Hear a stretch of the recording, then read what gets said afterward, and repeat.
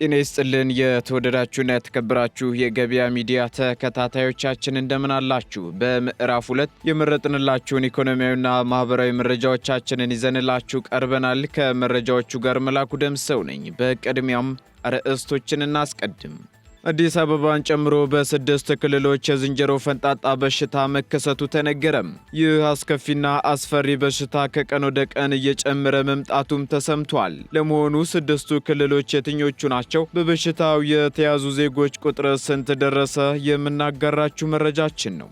ማንኛውም ሰው አንድ ጊዜ ብቻ ጥቅም ላይ የሚውል የፕላስቲክ ከረጢት ይዞ ከተገኘ ከፍተኛ ቅጣት የሚጥለውን አዋጅ በሚመለከት አዲስ የተሰማ መረጃ ይዘናል። በዝርዝር እናጋራችኋለን።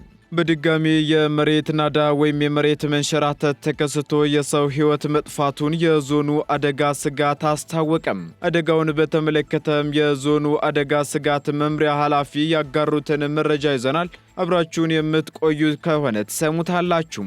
አዲሱ የገቢ ግብር አዋጅ ከፍተኛ ክርክር ማስነሳቱ ተነገረም። በዚህም ከግብር ነፃ አገልግሎት የሚሰጠውን የቀድሞውን አዋጅ ድንጋጌ በመሻሩ ባስነሳው ክርክር ዙሪያ የባለሙያዎችን ሐሳብ ይዘናል፣ የምናጋራችሁ ይሆናል። ውድ ተከታታዮቻችን ነዳጅን በተመለከተ አዲስ መረጃ ተሰምቷል የሚሉትንና ሌሎች ኢኮኖሚያዊና ማህበራዊ መረጃዎቻችንን ይዘንላችኋል። አዳዲስ እንዲሁም ትኩስ ኢኮኖሚያዊና ማህበራዊ መረጃዎቻችንን ለማግኘት ታዲያ የገበያ ሚዲያን እንድትወዳጁ እየጋበዝን በዝርዝር ወደምንመለከታቸው ዜናዎቻችን እናልፋለን። በኃይል መቆራረጥ ምክንያት ስራዎችን ለማከናወን ተቸግረዋል? ለጄኔሬተርና ለነዳጅ ምን ያህል ገንዘብ እያወጡ ነው? የግሪን ሰንቴክ የፀሐይ ኃይልን በእጁ ያድርጉ። ከግሪን ሰንቴክ ጋር የኃይል መቆራረጥ ፈጽሞ አይታሰብም። የኃይል አቅርቦቱ ሰፊ በመሆኑ በመብራት መቆራረጥ ምክንያት አንዳች ስራው አይስተጓጎልም። የፀሐይ መፍትሄዎች እኛ ጋር ናቸው። በከፍተኛ ጥራት የተሰሩ የሊቲየም ባትሪዎች ከኢንቨርተር ጋር እንዲሁም በብዙ የፓኔል አቅም አማራጮች ለሆቴል፣ ለባንክ፣ ለጤና ተቋም፣ ለቢሮ ወይም ለቤት ምን ያህል ኃይል እንደሚያስፈልጎ እኛ ነግሮታለን። ዋጋው ተመጣጣኝ ከመሆኑ በተጨማሪ ከዳሽን ባንክ ጋር የዱቤ ያለ አገልግሎት በአነስተኛ ወለድ አማራጭና በሸሪያው ሕግ መሰረት ያለ ወለድ መጀመራችንን ስንገልጽ በታላቅ ደስታ ነው። አንድ ጊዜ ተግብሩ፣ ዓመታትን ቆጥቡ። ይህ ፀሐይ ብቻ አይደለም፣ የሚቀጥል ኃይል ጭምር እንጂ። የግሪን ሰንቴክ ኃይልን በእጁ ያስገቡ። አድራሻችን 22 ማዞሪያ ኳሊቲ ህንፃ አንደኛ ፎቅ ቢሮ ቁጥር 103። ለበለጠ መረጃ በ0989 41 42 19 አሊያም በ0989 41 42 09 ላይ ይደውሉ። ግሪን ሰንቴክ ኃይል በእርሶ እጅ ውስጥ ነው። ኢትዮጵያ በመረጃ ላይ የተመሰረተ የፖሊሲ ውሳኔዎችን እየሰጠች ትገኛለች ሲል የፕላንና ልማት ሚኒስቴር አስታወቀም። ኢትዮጵያ በዲጂታል ስርዓት የታገዘ የግምገማ ስርዓትን በመትከል በመረጃ ላይ የተመሰረተ የፖሊሲ ውሳኔዎችን እየሰጠች እንደምትገኝ የፕላንና ልማት ሚኒስትሯ ዶክተር ፍጹም አሰፋ ተናግረዋል። ይህ የተባለውም የአፍሪካ የግምገማ ማህበር 25ኛ የምስረታ በዓሉን ምክንያት ያደረገ ውይይት በተደረገበት ወቅት ነው። በዚህ ውይይትም የፕላንና ልማት ሚኒስትሯ ዶክተር ፍጹም አሰፋ ኢትዮጵያ ለምትተገብራቸው ፖሊሲዎችና የልማት እቅዶች ውጤታማነት ጠንካራ የግምገማ ስርዓት ዘርግታ እየሰራች መሆኑን ገልጸዋል። ዶክተር ፍጹም አክለውም ኢትዮጵያ ብሔራዊ የልማት እቅዶችን ከአጀንዳ 2063 እና ዘላቂ የልማት ግቦች ጋር በማስተሳሰር እየሰራች መሆኗንም ተናግረዋል። እንዲሁም ተግባራዊ የሚደረጉ እቅዶችና ስትራቴጂዎች ላይ የሚደረጉ ግምገማዎች ለዜጎች የሚሰጠውን አገልግሎትና የልማት ተጠቃሚነት ለማሻሻል ፋይዳው የጎላ በመሆኑ ተጠናክሮ ይቀጥላልን ብለዋል። የአፍሪካ ህብረት የስትራቴጂክ እቅድና ትግበራ ዳይሬክቶሬት ቦቶ ከባቦኔ በበኩላቸው በአጀንዳ 2063 የተያዙ የልማትና የሰላም እቅዶችን ለማሳካት ጠንካራ የግምገማ ስርዓት ወሳኝ ነው ሲሉም አንስተዋል። ዳይሬክተሩ አክለውም በአፍሪካውያን ሙያተኞች የሚደረጉ ግምገማዎችን በማጠናከር የአፍሪካውያንን ችግር በአፍሪካውያን የመፍታት ባህል የበለጠ ሊጠናከር እንደሚገባም አስገንዝበዋል። በአዲስ አበባ እየተካሄደ በሚገኘው የማህበሩ 25ኛ ዓመት የምስረታ በዓል ላይም ከአፍሪካና ሌሎች ሀገሮች የተውጣጡ ፖሊሲ አውጪዎች፣ የግምገማ ባለሙያዎች፣ መንግስታዊና መንግስታዊ ያልሆኑ ድርጅቶች ተወካዮች ተገኝተዋል።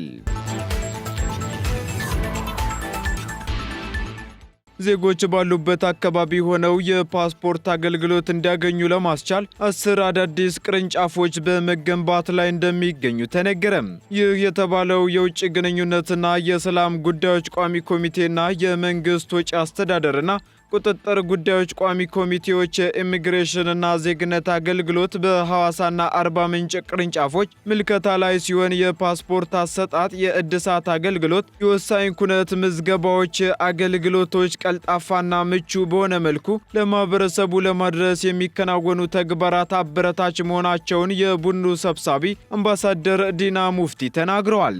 የተቋሙን የፖሊሲና ስትራቴጂካዊ ሪፎርሞች በቴክኖሎጂ በመደገፍ ጫፎቹ ወደ ትግበራ ለማስገባት የተደረገው ጥረት አበረታች መሆኑንም ተመላክቷል። በወሳኝ ኩነት ምዝገባና በፓስፖርት አገልግሎት ላይ የሚስተዋሉ ብልሹ አሰራሮችና ህገወጥ እንቅስቃሴዎችን ለመከታተል ከጸጥታ አካላት ጋር በቅንጅት ለመስራት የሚደረገው ጥረትም ተጠናክሮ እንዲቀጥል ጭምር ኮሚቴው አሳስቧል። በተጨማሪም ቀልጣፋና የዜጎችን እንግልት የሚቀንስ የኢሚግሬሽንና ዜግነት አገልግሎት ለመስጠት በርካታ ተግባራት በመከናወን ላይ እንደሚገኙ የአገልግሎቱ የሐዋሳ ቅርንጫፍ ስራ አስኪያጅ አቶ ነጋሽ ቱአሳ ተናግረዋል።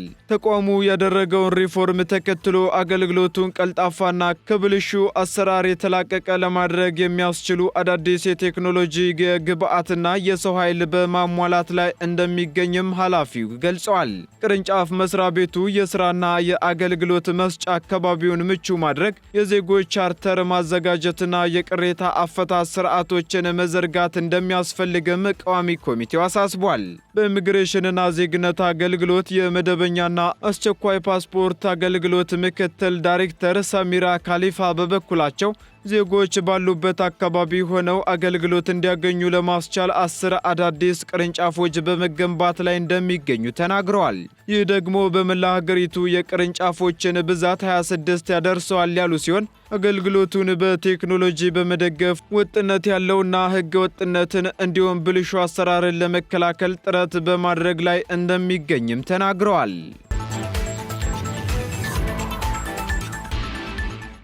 የፕላስቲክ ምርቶችን መጠቀም የሚከለክለው አዋጅ አሳታፊነት ውስንነት ችግር የነበረበት ነው ተባለም። ማንኛውም ሰው አንድ ጊዜ ብቻ ጥቅም ላይ የሚውል የፕላስቲክ ከረጢት ይዞ ከተገኘ ከ2000 እስከ 5000 ብር የሚያስቀጣው የደረቅ ቆሻሻ አያያዝና አወጋገድ አዋጅ በሕዝብ ተወካዮች ምክር ቤት መጽደቁ ይታወሳል። አዋጁ በረቂቅ ሂደት ላይ ከነበረበት ጊዜ ጀምሮ በተጠቃሚውም ሆነ በአምራች ማህበረሰቡ ዘንድ በርካታ ጥያቄዎች ሲነሱበት የነበረ ሲሆን የኢትዮጵያ ጎማና ፕላስቲክ አምራቾች ማህበር አባሉ በረከት ገብረ ሕይወት አዋጁን ጭካኔ የተሞላበት ውሳኔ በማለት አዋጁ የአሳታፊነት ውስንነት ችግር የነበረበት እንደሆነም ገልጸዋል። በኢመደበኛ መንገድ ከሚሰሩት ውጪ 860 የተመዘገቡ የፕላስቲክ አምራቾች ድርጅት መኖራቸውን እንዲሁም ጥቅል ካፒታላቸው ደግሞ 58.8 ቢሊዮን ብር እንደሚገመት የፕላስቲክና የጎማ አምራቾች ማህበር አስታውቋል። ማህበሩ በራሱና በገለልተኛ ቡድን አማካኝነት አሰራሁት ባለው ጥናትም ኢንዱስትሪው በዓመት ከ441 ሺህ ቶን በላይ ቆሻሻን መልሶ ጥቅም ላይ የሚያውል ኢንዱስትሪ መሆኑን ገልጿል። አዋጁም መሻሻል የለበትም የሚል አቋም ነበረን ሲሉም ተናግረዋል። የመጀመሪያው ዘርፉ የደረሰበትን ደረጃ ከግንዛቤ ያላስገባ እንደሆነና የፕላስቲክ ከረጢት ማምረት ከ30 ዓመት ባልበለጠ ታሪክ ከዚህ ቀደም ለምርት ይጠቀሙባቸው የነበረው ጥሬ ዕቃዎች በሙሉ ያስመጣ የነበረው ከውጭ እንደሆነም ተናግረዋል። አዋጁ ከጸደቀ በኋላ ደግሞ በ6 ወራት ውስጥ ተፈጻሚ እንዲሆን መገለጹ ደግሞ አግባብ አለመሆኑንና የሽግግር ጊዜ እንደሚያስፈልገውም የተነሳ ሲሆን በሌሎች ሀገራት ልምድ መሰል አዋጆችን ተግባራዊ ለማድረግ ከ3 እስከ 5 ዓመት የሽግግር ጊዜ እንደሚወስድና ብሎም በዘርፉ የተሰማሩ ኢንዱስትሪዎችን ወደሚፈልጉት ዘርፍ የማሰማራት ሂደት እንዳለና ነገር ግን ይህ አዋጅ ግን ይህንን ታሳቢ ያላደረገ ነው ሲሉም ተከራክረዋል። በኢንዱስትሪዎችም ከ168 ሺህ በላይ ሰራተኞች እንዳሉ የተናገሩት አቶ በረከት ይህ ደግሞ የሰራተኞችን ዋስትና የሚጥስና አዋጁ አንድ ድርጅት ሲዘጋ ሰራተኞችን በምን ሁኔታ ማሰናበት እንዳለበት አለማስቀመጡንም ገልጸዋል። በየአካባቢው የተለያዩ የፕላስቲክ ምርቶችን እየለቀሙ ወደ ፋብሪካ የሚያስገቡና ትራንስፖርት የሚሰጡ መኖራቸውን እንዲሁም ጥሬ ዕቃን መልሶ ጥቅም ላይ በመዋል ረገድ በዓመት ከ441 ሺህ ቶን ቆሻሻን መልሶ ጥቅም ላይ የሚያውል ኢንዱስትሪ መሆኑን ጠቁመዋል። በመሆኑም በረቂቅ ሂደቱ ላይ እነዚህ አንኳር ነጥቦች ሳይቀመጡ ለምክር ቤቱ ቀርቦ መጽደቁ አምራቹንም ሆነ ማህበሩን ያላገናዘበ እንዲሁም ያሳዘነ ስለመሆኑ ማህበሩ ገልጿል። የነዳጅ ጥራትን የሚያረጋግጥ የምርመራ ማዕከል ሊገነባ መሆኑ ተነገረ። ኢትዮጵያ ወደ ሀገር ውስጥ የምታስገባውን ነዳጅ ጥራት ለማረጋገጥ የሚያስችል የጥራት ምርመራ ማዕከል ወይም ላቦራቶሪ በድሬዳዋ ከተማ እንደሚገነባ ትሬድማርክ አፍሪካ አስታውቋል። ማዕከሉን ለማቋቋም ከፍተኛ መዋለ ንዋይ ፈሰስ የሚደረግበት እንደሆነ የተገለጸ ሲሆን ለዚህም ደግሞ 1.6 ሚሊዮን የአሜሪካ ዶላር መመደቡን በኢትዮጵያ የትሬድማርክ አፍሪካ ዳይሬክተር የሆኑት እውነቱ ታዬ ተናግረዋል። ዳይሬክተሩ አክለውም ስራውን ለማሳካትም ከኢትዮጵያ የተስማሚነት ምዘና ድርጅት ጋር በመሆን እየሰራንበት እንገኛለን ብለው በቅርብ ጊዜ ውስጥ ነሐሴ ወይም መስከረም ላይ ይፋ እንደሚደረግም ጠቁመዋል። እስካሁን ድረስ በነበረው አሰራር ግን ኢትዮጵያ የጥራት ፍተሻውን ለማድረግ የሚያስችላት ላቦራቶሪ የሌላት በመሆኑ ናሙና ወደ ኬንያና ሌሎች ሀገራት እንደሚላኩ የገለጹት ዳይሬክተሩ የነዳጁ ጥራት ተረጋግጦ እስኪመለስ ድረስ አንድ መርከብ አንድ ቀን ሲቆይ እስከ $25,000 ስንከፍል ነበርም ብለዋል። በሌላ በኩልም ኤሌክትሪክ ካርጎ ትራኪንግ ስርዓት የተሰኘ የሀገሪቱን የውጭና ገቢ ንግድን የሚያሳልጥ ስራ እየተሰራ እንደሚገኝ ተገልጿል። የምርመራ ማዕከሉ ግንባታም ተጠናቆ ወደ ስራ በሚገባበት ጊዜ የኢትዮጵያን የገቢና ወጪ ንግድ መረጃ በማንኛውም ጊዜና ሰዓት ሁሉም ሰው የሚያገኝበትና የሚከታተልበት እንደሆነም አሃዱ ዘግቧል። ከዚህ በተጨማሪም የሎጂስቲክ ዘርፉን ለማገዝ የሚያስችል ቀደም ሲል የተጀመረ የመርከብ አስተዳደር ስራ መኖሩን አንስተው ትሬድማርክ አፍሪካ አሁንም ስራው የተሳካ እንዲሆን እያገዘ እንደሚገኝም አስታውቀዋል። አዲስ አበባን ጨምሮ በ6 ክልሎች የዝንጀሮ ፈንጣጣ በሽታ መከሰቱ ተነገረም። በአዲስ አበባ ከተማና በ6 ክልሎች የዝንጀሮ ፈንጣጣ በሽታ መከሰቱን ኢንተርናሽናል ሜዲካል ኮርፕስ በሪፖርቱ አስታውቋል። ኢንተርናሽናል ሜዲካል ኮርፕስ ባሳለፍነው ሳምንት ሰኔ 6 ቀን 2017 ዓ.ም ባወጣው ሪፖርት እስከ ሰኔ 3 ቀን በአዲስ አበባ ከተማ፣ በአማራ፣ በኦሮሚያ ክልል፣ በማዕከላዊ ኢትዮጵያ፣ በሲዳማ፣ በሐረሪና በደቡብ ምዕራብ ኢትዮጵያ ክልሎች 18 ሰዎች በበሽታው መያዛቸውን ማረጋገጡን ገልጿል። በዚህም ደግሞ የአንድ ሰው ሕይወት ማለፉን ያስታወቀው ሪፖርቱ ይህም የሞት መጠኑን ወደ 5.6 በመቶ ከፍ ያደርገዋልም ብሏል። በሽታው መጀመሪያ የተገኘው በኦሮሚያ ክልል ሞያሌ ከተማ በጨቅላ ሕፃን ልጅ ላይ መሆኑን የጤና ሚኒስቴርና የህብረተሰብ ጤና ኢንስቲትዩት ግንቦት 17 ቀን 2017 ዓ.ም በጋራ ማስታወቃቸው ይታወሳል። ባሳለፍነው ሳምንት ደግሞ በአማራ ክልል በመተማና በባህር ዳር ከተሞች በዝንጀሮ ፈንጣጣ በሽታ የተያዙ 2 ሰዎች መገኘታቸውን የክልሉ የህብረተሰብ ጤና ኢንስቲትዩት አስታውቆ ነበር። ከኢትዮጵያ ህብረተሰብ ጤና ኢንስቲትዩት ጋር በመሆን የጤና ሚኒስቴር በኢትዮጵያ እስከ ትላንት ሰኔ 8 ቀን 2017 ዓ.ም ድረስ በዝንጀሮ ፈንጣጣ በሽታ መያዛቸው የተረጋገጠ ሰዎች ቁጥር 19 መድረሱን አስታውቋል። መረጃው ተጨማሪ ሞትና አዲስ የተያዘ ሰው አለመመዝገቡን ገልጾ በቫይረሱ ተይዘው በለይቶ ማቆያ ያሉ ሰዎች ቁጥር ደግሞ 6 መሆናቸውን ጠቅሷል። በተጨማሪም 12 ሰዎች ከበሽታው ማገገማቸውን ያመላከተው የጤና ሚኒስቴር መረጃ በኢትዮጵያ በሽታው ከተከሰተበት ጊዜ አንስቶ በአጠቃላይ የላቦራቶሪ ምርመራ የተደረገላቸው ዜጎች 175 ዜጎች መሆናቸውን አስታውቋል ሲል አዲስ ስታንዳርድ ዘግቧል። በድጋሜ የመሬት ናዳ ተከስቶ የሰው ሕይወት መጥፋቱን የዞኑ አደጋ ስጋት አስታወቀም። ባሳለፍነው ዓመት በወላይታ ዞን ካኦ ኮይሻ ወረዳ የመሬት ናዳ ተከስቶ ለሰዎች ሞትና መፈናቀል ምክንያት ከሆነ በኋላ ስጋት ውስጥ ናቸው ተብለው ከተለዩ አካባቢዎች ነዋሪዎች እንዲወጡ ከተደረገ በኋላ ባሳለፍነው ሳምንት መጨረሻ ዳግም ናዳ ተከስቶ የአንድ ሰው ሕይወት ማለፉ ተነግሯል። የካኦ ኮይሻ ወረዳ 12 ቀበሌዎች ከፍተኛ ስጋት ያለባቸው በመሆኑ ነዋሪዎችን በማስነሳት አባላ አባያ በተባለ ሜዳማ አካባቢ የማስፈር ስራ እየተሰራ መሆኑንና በመጀመሪያው ዙር ለ800 አባወራዎች ቤት ተሰርቶ መጠናቀቁን የወላይታ ዞን አደጋ ስጋት መምሪያ ኃላፊ አቶ ዳዊት ደሳለኝ ተናግረዋል። የወላይታ ዞን አብዛኞቹ ደጋማ አካባቢዎች ለመሬት መንሸራተትና ናዳ ተጋላጭ መሆናቸውን የገለጹት አቶ ዳዊት በርካታ ወረዳዎች ከፍተኛ ስጋት ካለባቸው ቦታዎች ባሉ የትምህርት፣ የጤናና የሃይማኖታዊ ተቋማት እንዲያሳልፉ የማድረጉ ሥራ እየተከናወነ መሆኑን አስረድተዋል። ባሳለፍነው ዓመት በተከሰተው ናዳ 2347 አባወራዎች በአጠቃላይ ከ5000 በላይ ዜጎች መፈናቀላቸውን የሚገልጹት የዞኑ አደጋ ስጋትና ሥራ አመራር ኃላፊ ከመንግስታዊና መንግስታዊ ያልሆኑ አካላትን ሀብት በማሰባሰብ ዘላቂ መፍትሄ የማበጀቱ ሥራ ተጠናክሮ እንደሚቀጥል ተናግረዋል ሲል ቲግቫህ ኢትዮጵያ ዘግቧል።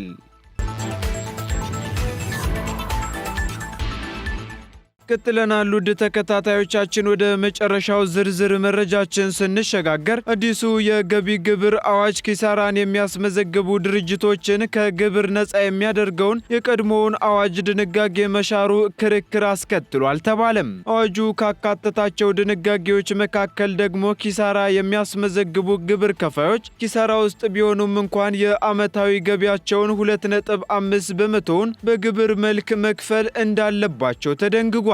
ከዚህ ቀደም የነበረው ዝቅተኛ የግብር አማራጭ በአዲሱ አዋጅ ተግባራዊ ይደረጋል የተባለ ሲሆን በዚህም በዝቅተኛ የግብር አማራጭ መሰረት ኪሳራ ውስጥ መሆናቸውን የሚያሳውቁ ድርጅቶች ዝቅተኛውን የ2.5 በመቶ ግብር የሚከፍሉበት ነው ተብሏል። ለዚህ ማሻሻያ ደግሞ ምክንያቱ ግብር ለመክፈል ከተመዘገቡ ግብር ከፋዮች በትክክል ግብር የማይከፍሉት 37 በመቶዎቹ ብቻ መሆናቸውን የገንዘብ ሚኒስቴር አስታውቋል። እንዲሁም በኪሳራና በሌሎች ምክንያቶች ደግሞ ቀሪ 63 በመቶዎቹ ግብር እንደማይከፍሉ በጥናት አረጋግጫለሁ ብሏል። ስለ ጉዳዩ ጥያቄ የቀረበላቸው የሕግ ባለሙያው አቶ ጥጋቡ ደሳለኝ ግብር ለማስከፈል ሲባል የተጨመረው ድንጋጌ ኪሳራ ተፈጥሯዊ መሆኑን የዘነጋና መክሰር አይቻልም የሚል አዝማሚያ ያለው ነው ብለው ከዓመታዊ ገቢያቸው መክፈል አለባቸው የተባለው 2.5 በመቶ በጣም የበዛ ነው ማለታቸውን ሸገር ሬዲዮ ዘግቧል። ከዚህ ይልቅ በረቂቁ መካተት ያለበት አንድ ድርጅት ያቀረበውን የኪሳራ ሪፖርት መሰረት አድርጎ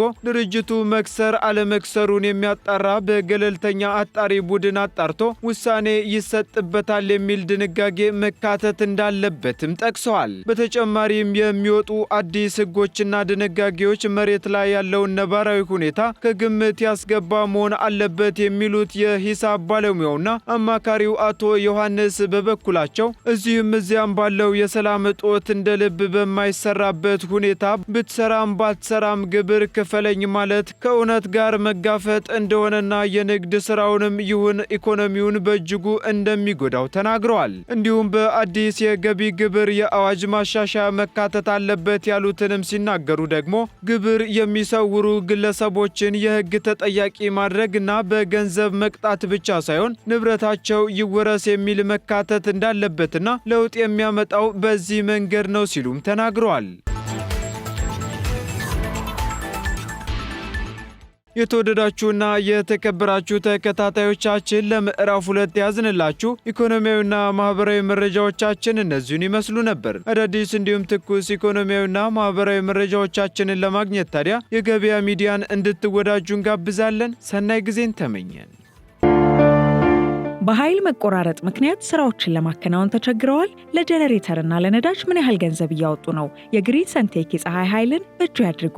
ከግሪን ሰንቴክ ጋር የኃይል መቆራረጥ ፈጽሞ አይታሰብም። የኃይል አቅርቦቱ ሰፊ በመሆኑ በመብራት መቆራረጥ ምክንያት አንዳች ስራው አይስተጓጎልም። የፀሐይ መፍትሄዎች እኛ ጋር ናቸው። በከፍተኛ ጥራት የተሰሩ የሊቲየም ባትሪዎች ከኢንቨርተር ጋር እንዲሁም በብዙ የፓኔል አቅም አማራጮች ለሆቴል፣ ለባንክ፣ ለጤና ተቋም፣ ለቢሮ ወይም ለቤት ምን ያህል ኃይል እንደሚያስፈልጎ እኛ እንነግሮታለን። ዋጋው ተመጣጣኝ ከመሆኑ በተጨማሪ ከዳሽን ባንክ ጋር የዱቤ ያለ አገልግሎት በአነስተኛ ወለድ አማራጭና በሸሪያው ሕግ መሰረት ያለ ወለድ መጀመራችንን ስንገልጽ በታላቅ ደስታ ነው። አንድ ጊዜ ተግብሩ፣ ዓመታትን ቆጥቡ። ይህ ፀሐይ ብቻ አይደለም፣ የሚቀጥል ኃይል ጭምር እንጂ። የግሪን ሰንቴክ ኃይልን በእጁ ያስገቡ። አድራሻችን 22 ማዞሪያ ኳሊቲ ህንፃ አንደኛ ፎቅ ቢሮ ቁጥር 103። ለበለጠ መረጃ በ0989 41 42 19 አሊያም በ0989 41 42 09 ላይ ይደውሉ። ግሪን ሰንቴክ ኃይል በእርሶ እጅ ውስጥ ነው።